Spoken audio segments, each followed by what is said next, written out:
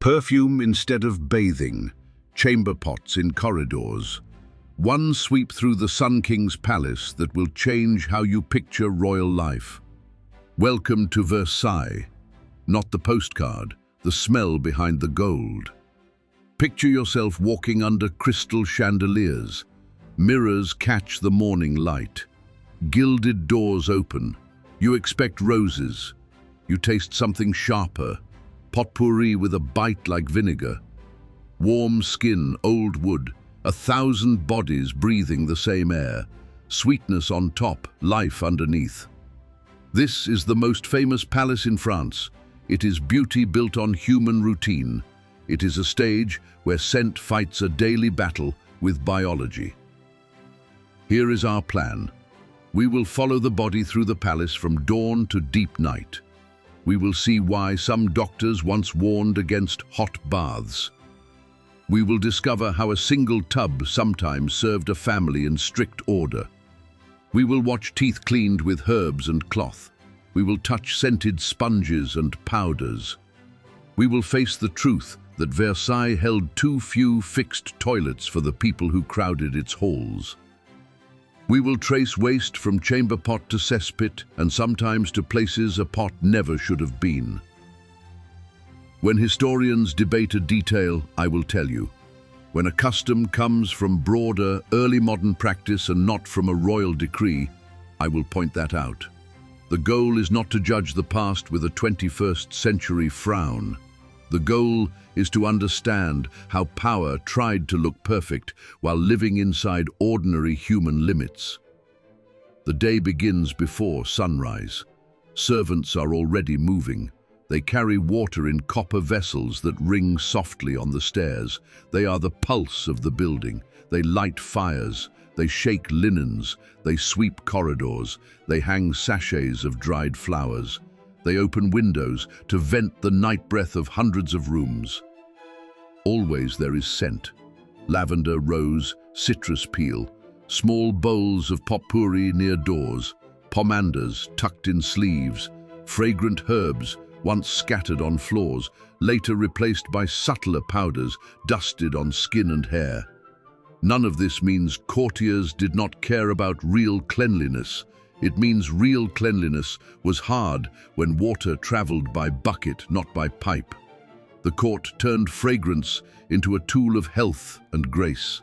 It comforted the nose and, many believed, guarded the lungs. Imagine the beliefs behind these habits. The people of Versailles did not know germs, but they feared corrupted air. Doctors warned that hot water opened pores and made bodies weak. Bathhouses lost favor for moral and medical reasons. So even nobles often relied on dry washing, short rinses and perfumed cloth in place of long soaks.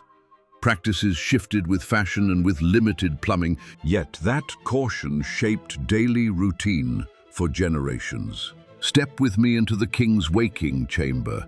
A valet offers a warm, damp cloth for face and hands. Another passes a scented sponge of wine vinegar and herbs. A third lifts fresh linen from a warming rack. Water meets skin in dabs, not immersions. Linen absorbs sweat and oil. Powder softens shine on the king's cheeks. A drop of rose attar rests on his wrists. Fast, efficient, suited to a monarch whose mourning is public ritual. You may have heard that early modern people neglected their teeth. The truth is more nuanced. Nobles prized white smiles. They rubbed teeth with linen dipped in powders of sage, salt, or charcoal. Spiced rinses scented breath. Ornate toothpicks dangled from belts. A bristle brush arrived from Asia during this era, but remained costly until mass production in the 19th century. Cloth and powder did the job for most courtiers. Listen as the palace breathes. A door opens, shoes scrape parquet. Courtiers surge toward the center because presence means influence. With many bodies in narrow corridors, small failures become large complaints. A stuck privy latch sends a duchess searching. A broken lock on a terrace latrine makes a queue. A late water delivery reduces washing to the barest wipe of cloth. Every repair relies on muscle. Every basin needs someone to carry water in and out, then scour the metal for the next user. The bath question returns. Did families truly share one tub? Many sources say yes. A single bath was heated and poured into a wooden vessel. Father bathed first, mother followed, children dipped last, in descending age. It reflected a hierarchy of vulnerability, not only rank. Wealthy apartments at Versailles sometimes ordered fresh water for each bather, yet full immersion still demanded fuel and labor. No wonder partial washing ruled ordinary days. Mid-morning light floods the hall of mirrors. Sunbeams through tall windows, rebounds off glass and warms the air. Warmth intensifies every odor. This is why fragrance mattered. Sachets hide behind curtains, perfumed gloves cover hands, handkerchiefs touch nostrils when crowds press close. Under the floral cloud, a human note returns. The sweet meets the sour. That contrast is the truth of Versailles. Where did waste go? For many years, the palace owned fewer fixed toilets than residents required. Most rooms held close stools or chamber pots. Public seats cut later into corridors and stairwells dropped refuse down shafts into pits. Some doors stayed locked, keys held by guards or residents. When the system worked, servants shouldered pots to yards where carts carried contents outside Paris. When it failed, smell announced the fact. Letters and memoirs record stench on hot days. Travelers described corridors fouled by desperate relief. Such episodes were incidents, not daily rules, yet they reveal a fragile balance. Follow me into a narrow service stair. Imagine wall niches that held public seats linked to vertical pipes. Lime dusted the shafts to dull odor. Servants sprinkled ash.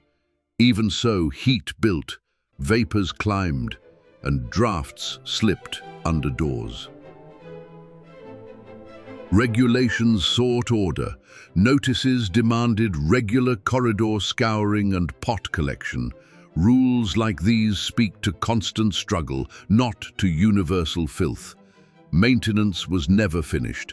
Return to a noble's reception room. The parquet gleams. Two servants fan cedar smoke to mask undertones. Fresh curtains trap daylight. On a console rests a silver bowl filled with oranges studded with cloves. The marquis who owns this suite smells of orange blossom water dabbed behind each ear. He has not bathed in days. He changed linen, wiped skin with vinegar, powdered hair, and relied on perfume to complete the illusion. In this theater of proximity, scent is as essential as silk. Linen deserves a moment. Clean linen felt like modern soap. Rubbing skin with coarse cloth lifted grime almost like an exfoliant. Wealthy souls changed shirts twice daily.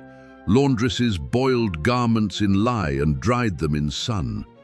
Water for washing traveled by barrel on wagons from ponds and rivers. Firewood fed kettles all night. Laundry never stopped rustling across yards, a reminder that cleanliness depended on muscle, far from candle-lit salons. Curious, shift back to mouths. A lady sips spiced chocolate. Before her next appearance, she brushes with a linen twist dipped in sage powder. She gargles rose water, bites a clove, then pockets an ivory toothpick. That sequence steadies voice and fragrance for hours. It takes minutes, not the long routine we know, yet the goal matches our own. Noon arrives. The royal household marches to duties. On the terrace, servers set platters of fruit in carved bowls. Beneath that beauty, scurry porters, hauling pots along hidden halls.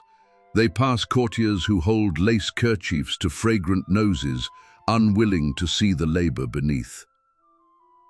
All day, Versailles inhales visitors and exhales chores. Belief adds a layer.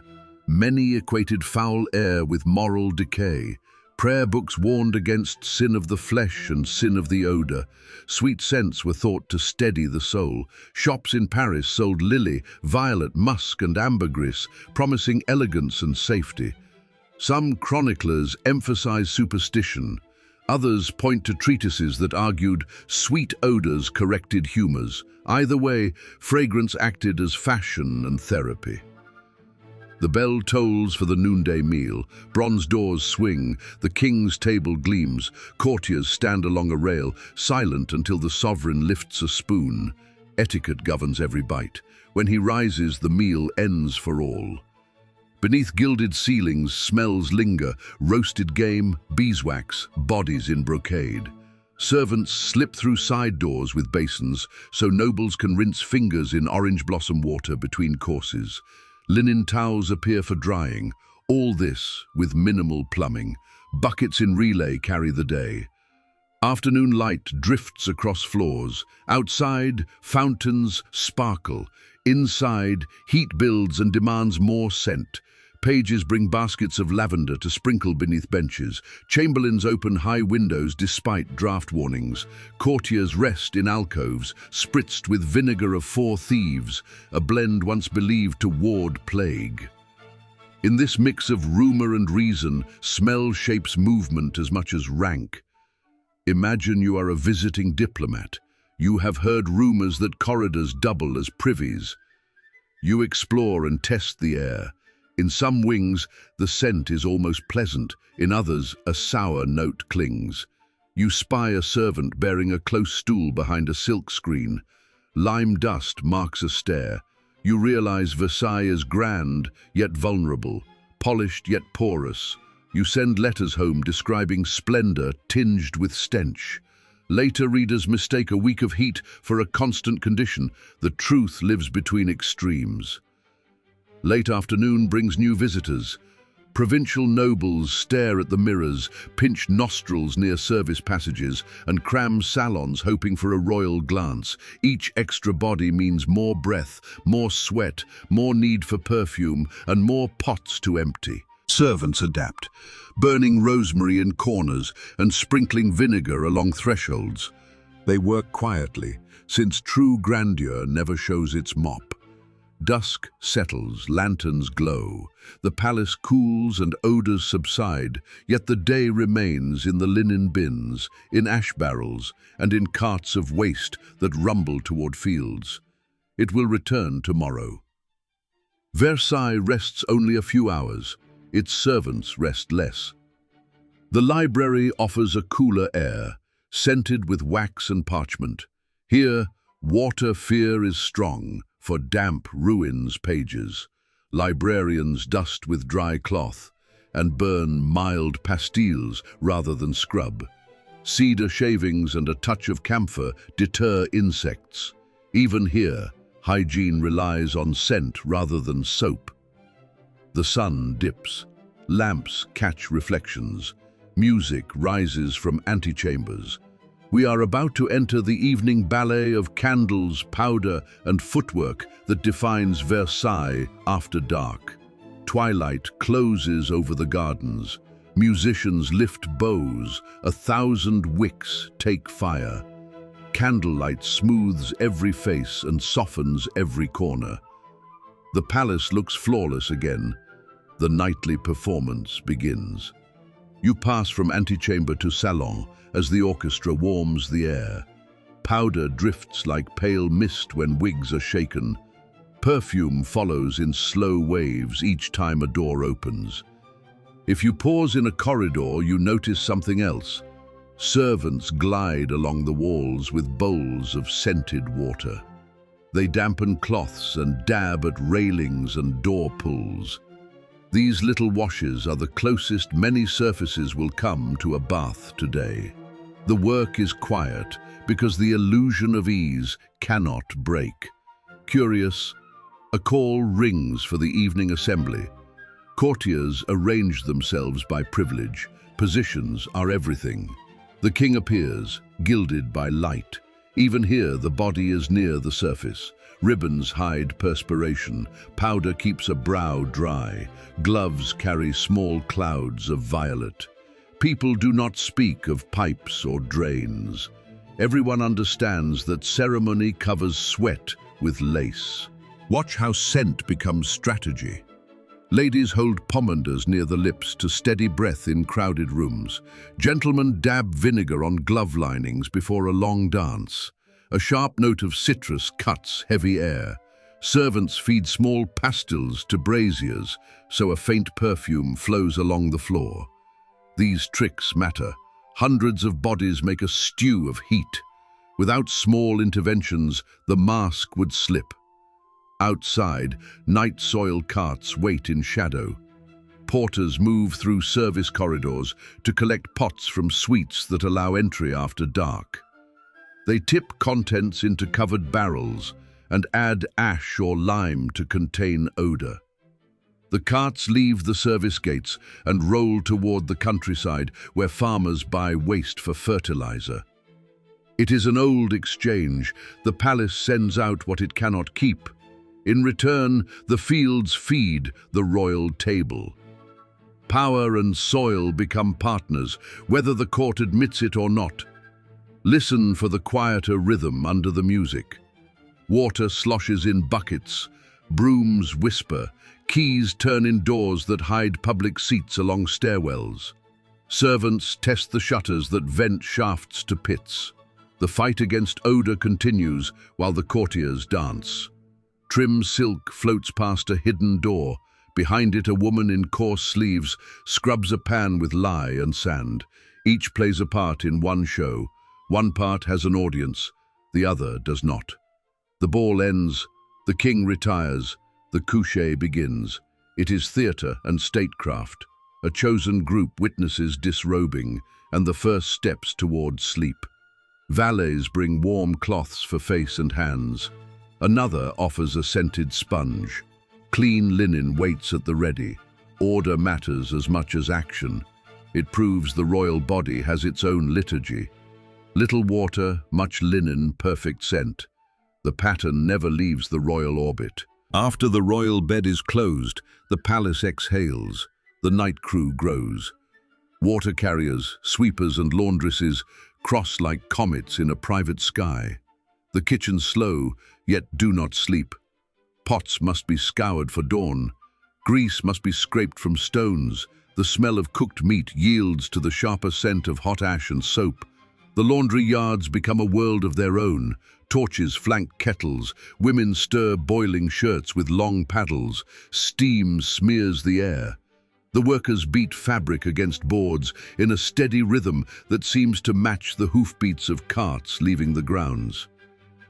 Clean linen will be the first gift the palace receives in the morning. It is the secret thread that ties the court together. Walk once more through a quiet corridor. A faint sweetness lingers. Someone sprinkled lavender water along baseboards. A window is cracked to the night. A moth clicks against a lantern. The building feels less like a monument and more like a living thing. It digests the day and prepares for another. By the early 18th century, some wings gained more organized facilities. Builders cut proper seats into corridors. Pipes were adjusted to carry waste toward pits that could be serviced. The king's own rooms saw additions that allowed for private bathing on rare occasions. These changes helped, yet they did not transform daily life. The larger body still relied on pots, ash, lime, and endless labor. It is worth asking how knowledge moved.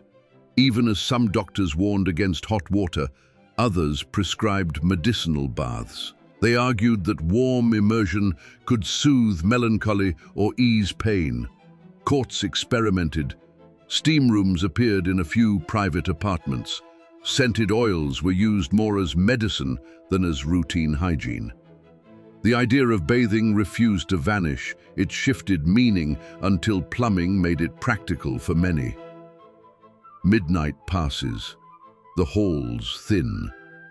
A guard sits near a window and watches mist crawl over the canal. The air smells clean for the first time all day. Beyond the grounds, a cart rattles through a gate and disappears down the road. The palace is lighter by several barrels. It will need to be lighter again tomorrow. A rat skims along a wall and vanishes behind a stair.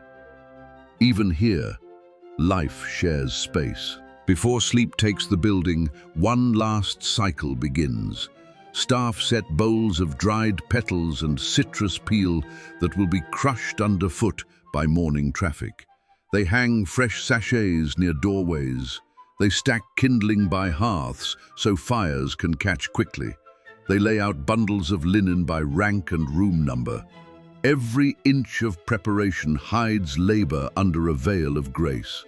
Morning again. A pale stripe rises in the east. Birds wake the gardens. Inside, stirring begins. Water carriers climb stairs. Valets lay out the costume of the day. A maid enters with a basin. The dance restarts with the lever, the ceremony of rising. The palace renews the promise that bodies can be made presentable in minutes without a flood of water. Watch the first rooms to wake.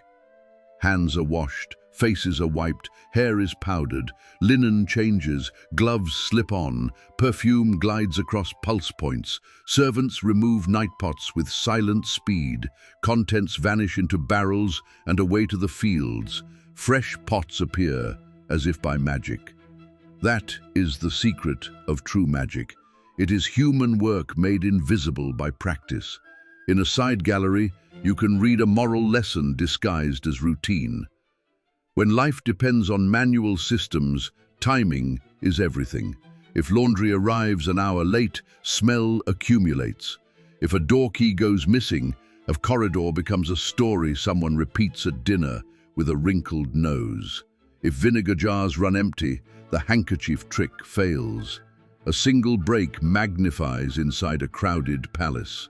Visitors often exaggerate. A 3-day heat wave and a failed privy become a legend that corridors were always befouled. The careful answer is more human. Many days smelled acceptable, some days did not. Rules were posted for cleanliness. Staff were assigned to collect pots on schedules. The palace invested in more public seats and ventilation after Louis XIV. These facts make the story richer. They reveal a real place, trying to keep order with ideas that feel strange to us. Enter the chapel during morning prayers. The air is cool and carries resin from recent incense. Here, scent joins devotion. It lifts minds above the practical. Outside the door, the practical waits with its own smell, a blend of lye, vinegar, and lavender water. The two worlds meet at the threshold. That meeting is Versailles in one breath. Return to the Hall of Mirrors for a different scene. Watch custodians at work between audiences. They open windows in a pattern that creates a slow cross breeze. They carry trays of herbs and pour measures of spiced vinegar, then wave cloths to pull scented air along the walls. They check locks on corridor seats. They signal to porters who carry barrels to the yard. Songs are not written about these people. Without them, the songs would end quickly. Power shapes senses as well as law. The king sets taste. If he favors a fragrance, courtiers wear it. If he treats linen as a sign of refinement, the court multiplies its changes of shirt. If he demands proximity, nobles crowd rooms until the air needs a plan. The palace becomes a lung that expands and contracts with favor. That is why cleanliness here is never private. It is political. Think about food scraps and kitchen waste. The grand meal leaves bones, skins, peels, and sauces that stain platters. Scullions rinse with heated water, sand wooden boards, and hang them near wide windows. The scent of soap competes with the perfume of beeswax on the floors above. Clean means different things in different rooms. In the kitchen, it is a surface ready for the next stew. In the salon, it is air that flatters the next guest. Afternoon again. We walk the gardens to reset the nose. The fountains push cold breath into the warm day. The wind carries spray to our faces. It feels new. We cannot stay outside. Politics happens indoors. We return to rooms where linen and polite words do their work. We pass a stair and glimpse a public seat through a half-closed door. It is plain stone. It tells its own truth. Splendor and necessity share a landing. By the time Louis XV ruled, private bathing rooms appeared in select apartments. These rooms did not erase the overall pattern. They made special days more comfortable. A royal bath could be filled with scented herbs and warmed to a tempered heat. It might be followed by a brisk rub-down and a fresh set of linen. News of such comforts traveled through the palace like a whisper. Even a bath became a performance, because the royal body always had an audience. Evening approaches again. The palace repeats its cycle. You can read it like a score. Linen changes, perfume rises, doors open, music begins. Meanwhile, pots are emptied, ashes are carried, pastilles burn. The pattern falls into place. That feeling of calm is the secret of Versailles. It convinces you that problems are solved by grace. In truth, they are solved by effort arranged as ritual. Pause and consider the lesson. Health beliefs guided washing. Infrastructure lagged behind ambition. Scent was a tool as well as a luxury. Linen stood in for soap and hot water when those were not at hand. Waste left by carts served fields beyond the walls. Improvements came, yet strain remained whenever many bodies shared one building. This is not foolishness. It is practical choice under the ideas and resources of the time. There were clear consequences. Crowding and limited facilities made disease control hard. Odor shaped behavior and status. Those who could escape to airy rooms did so. Those who worked in service corridors wore the day on their sleeves. The distance between guilt and grit was only a few steps, yet custom kept eyes from seeing across. That separation allowed the myth of perfect life to endure. You might ask whether perfume truly conquered smell. It did not. It trained the nose to expect sweetness near power. That expectation lingers even now. When we imagine kings and queens, we imagine fragrance. We do not imagine carts that left at midnight. We do not imagine a stair that held a line for a locked door. History becomes fairer when we carry both pictures at once. The last night of our visit arrives. You have seen the palace in gold and in grey. You have watched servants and nobles play joined roles. You have felt the pull between beauty and biology. The building has taught a quiet lesson. Greatness is not only marble and music, it is also drainage and laundry. It is the control of air as well as the control of men. Let the orchestra finish, candles flutter and go dark, guests withdraw. The king steps behind a screen, warm cloth on skin, clean linen at the throat. A final word to a trusted valet. Doors close, the palace turns to the crew who keep its lungs working while the court sleeps. We leave them to their craft and step out to the terrace.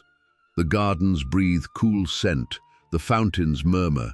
Distance hides the human smell and leaves water and night flowers. That is the view that paintings kept. Now, add what you know. Add linen flapping in the yard. Add barrels rolling under the moon. Add the routine that makes a body ready for display in a world without taps and drains. Remember why this matters today. Cities are crowded palaces with better plumbing. When water fails or disposal stalls, the truth of bodies returns at once. Public health rests on the same facts that ruled Versailles. Many people in small spaces create smells, carry microbes, and need systems that move waste away and bring water in. If those systems are invisible, someone is working to keep them that way. If they fail, everyone learns to look. Think of your own rituals. Soap and toothpaste feel normal because pipes hum behind walls. Hot water springs from a tap. A brush in plastic waits by the sink. You may wear a favorite scent. You may change shirts to feel new. The habits are familiar, yet the logic is the same. Clean surface, sweet breath, fresh cloth, a small defense against the crowd. Our last steps lead through the hall of mirrors. The floor glows from the final polish. You catch beeswax and orange. You imagine the day that passed and the day to come. The palace will fill, heat, breathe, and empty. It will fight its daily war with smell, using linen, scent, and hands. It will offer splendor again, and most eyes will accept the illusion. You will know the work behind it. Carry this closing thought. Power glitters to distract the eye. Bodies persist. The meeting point is where history turns honest. Versailles is a mirror. It shows the cost of display and the labor that holds the mask in place. Perfume without plumbing can only do so much. When you see the palace again, imagine the chapel cool, the kitchens hot, the laundry yard quiet, and a cart rolling at midnight. Thank you for walking these rooms that shine and corridors that work.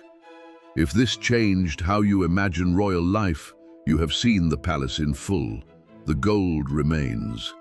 The people remain. The air between them remains.